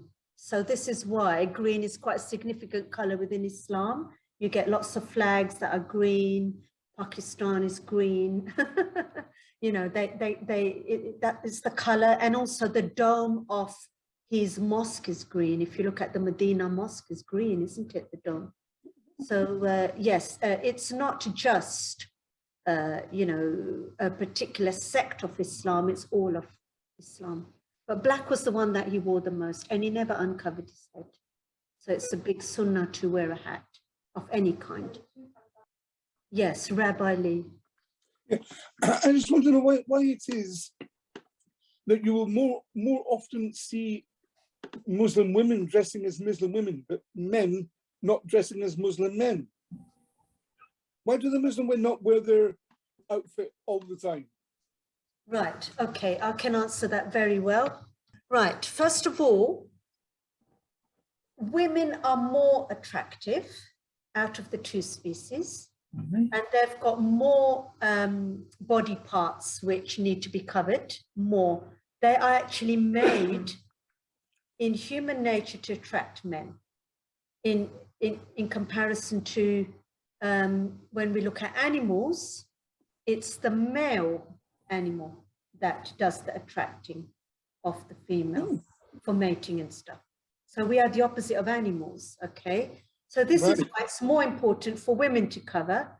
However, men do have their rules. For example, they are supposed to wear loose clothing, and they are supposed to be covered from the navel to the knee.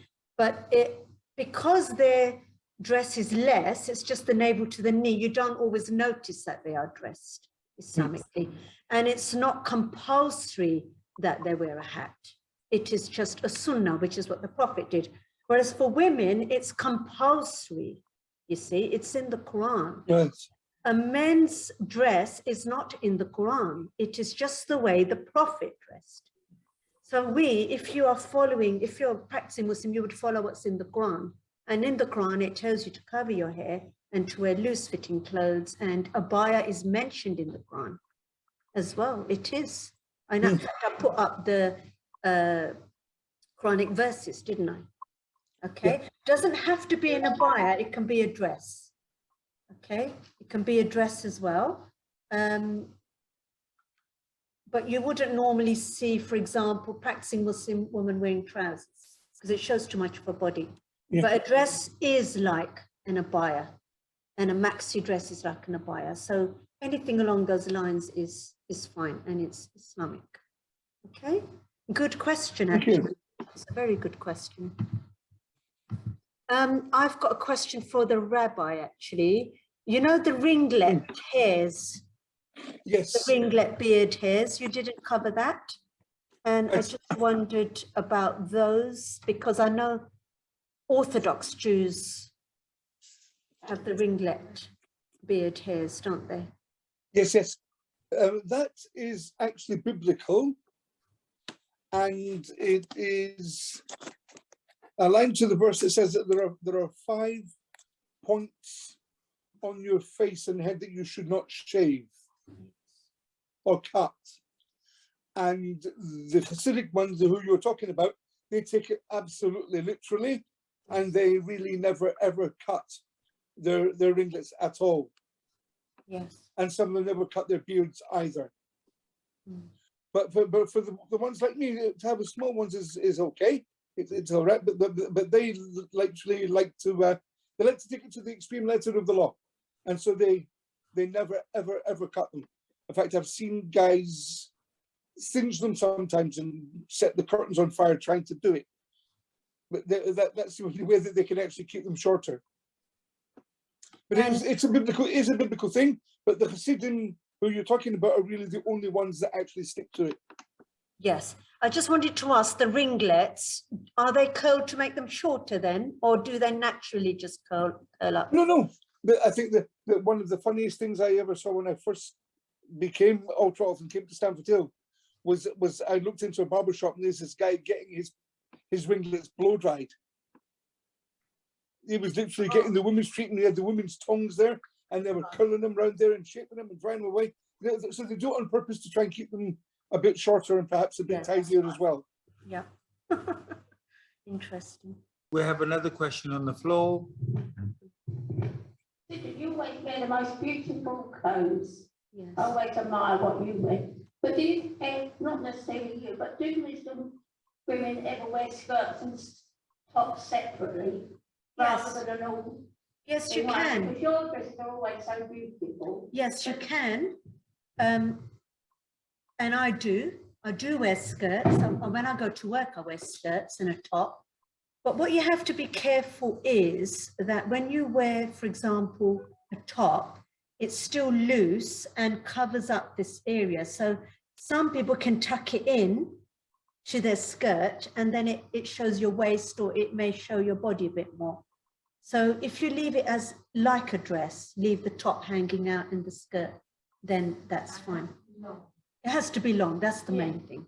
The skirt needs to be long, even a split skirt. So I've got so many skirts which have got a split up them, and then I wear leggings underneath, or you can get these special arms which you wear, and I use the arms on my legs, so they're only up to my knees to cover up the splits, because the split's showing. So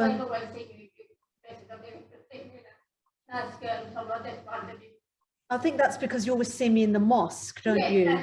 Yeah. But I think here I would have worn actually a skirt and top today. However, today's topic was significant clothes, so I wanted to wear the summer dress. Yeah.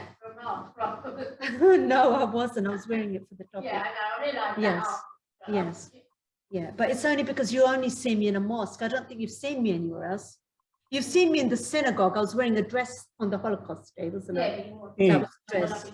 No, actually, that was a skirt and top. That was a skirt and top. Yeah, that was a skirt, and it had a long top, and it looked like a dress, but it was actually a skirt and top, the Holocaust Day one. Yeah. You can look at the video again and have a look.